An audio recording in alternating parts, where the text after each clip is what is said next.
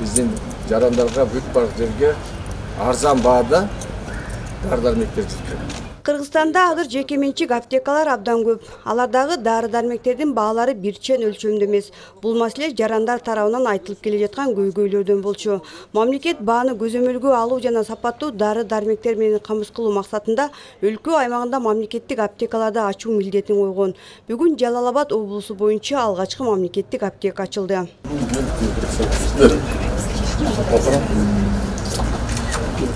Ошто ачтым. Экөөнү бул эмесе. Үчүнчүсү ачылып атат. Бул үчүнчүсү азыркы кезде аким менен кошулган, губернатор менен кошулгандар, депутаттар менен кошулгандар болуп, Кыргызстан боюнча ушул күндөрү 46 деп атсам 50ден ашып калыптыр. Ошолорду ачып атышат. Бардык зданиялар даяр, ичиндеги мебелдер даяр, компьютерлер даяр, жанагы биздин эмебиз бар да, цифровизацияга кирилген электр алышым бүт барды даяр. Дары-дармектердин бардыгы биз жеткирип бердик. Өнөкөт бейтаптар үчүн каралган дарылардын баасы дээрлик 80%га чейин арзан. Башка дары-дармектерди жекеменчик аптекаларга караганда 10-15%га арзан сатып алса болот. Мисалы бизде алсак, могу клавамид суспензиялары башка аптекаларда 350ден сатылат, а бизде 247 сом 70 тыйындан.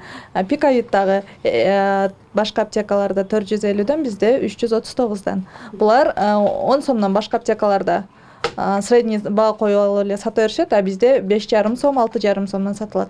Бул жерде өтө маанилүү препараттардын тизмесине кирген 800дөн ашуун дары-дармек бар. Алдыңкы күндөрдө алардын саны 2000ге чейин көбөйөрүн министр өз сөзүндө белгилеп кетти. Азыркы шартта ооруп калган бейтап үчүн сапаттуу арзан дары-дармектер менен камсыз кылуу элдин саламаттыгына болгон камкордук. Жакында эле өзүм деле больницага ооруп жатып чыктым. Аябай эле кымбат болду. Дарылар делечи азыркы заманда деген ооруган аябай кымбат экен. Эми мына мамлекеттик эмне ачылып калды, анан кийин эми салыштырып көрүп атабыз азыр.